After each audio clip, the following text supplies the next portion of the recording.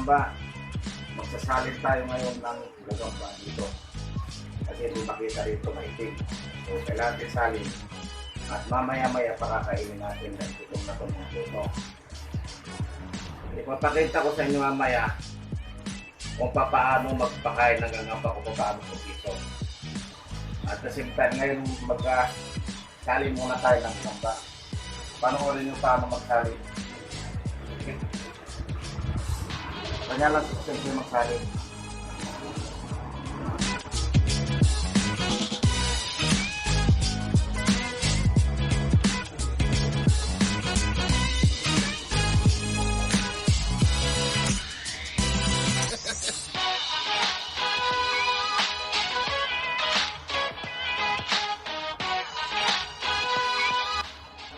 Kung sinasalin ko na to, ito yung gagambang masbate. Dalawang araw na siya, kakailang papainin na. Hindi ko pa sila. So, isasalin muna natin dito sa puti para kitang-kita. Kaya nakikita nyo paano ako magsalin. Simple lang.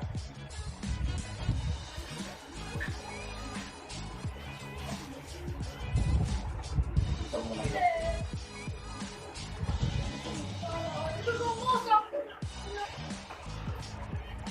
Mali na, mali. Saan pa yung tiglim ako ya? Dito mo ata. Hindi na makita. Doon muna kayo. Para makita yung binibig.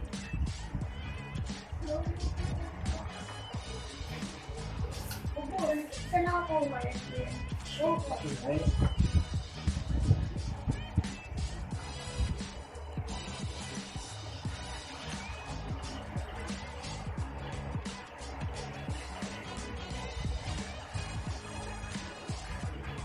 A few minutes later. Ito na, magpapakain na tayo ng anong pa. Ganito lang. Ito lang na simple. Isusubo natin siya sa bunganga. Ayan yung gagamba. Nakabuka sila dahil mga gutom na yan. Ayan. Susubo natin sa bunganga ng gagamba mismo para takmalin niya at sipsipin niya yung gatas. Ayan. Lagi siya yung toothpick. Tapos isusubo siya ngayon doon sa gagamba para sakmalin niya. Ayan. Yan, sinakmal niya agad. Halatang halata mo ang gagamba pagkagutom na kasi pagkabigay mo ng bulat, sakmal agad yan. Yan.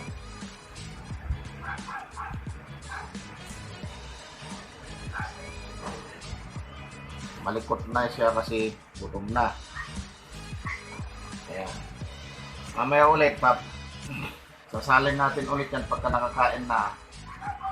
Mapipigtong ng katawan niya. Tapos yung bulak, tuyo na. Sinusip na ng tubo. Yan, ganyan lang ang pagpakain ng gagamba. Ha? Mga kagagamba.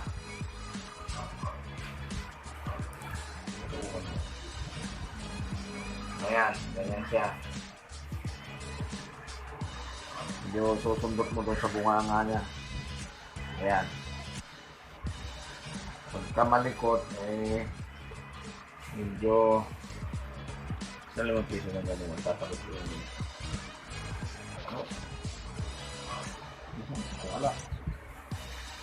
Wala, nabalik din yan.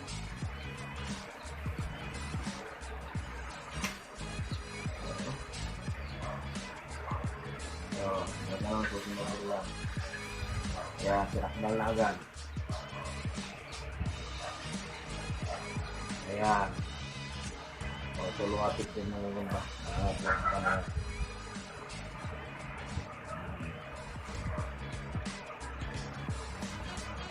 Ayan siya, dahan-dahan.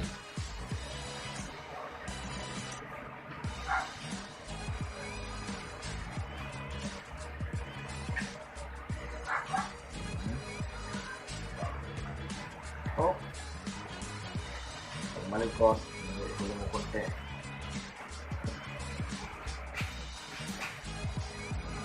Kaya pinakmangan.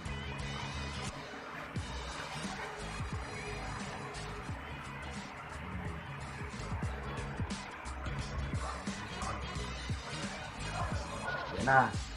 So, mamaya, pag natapos ko ito mamaya, sisilipin natin ulit at isasalin ko ulit siya sa ibang lagayan. Makita nyo kung gaano na sa kalaki. Okay, abangan ninyo.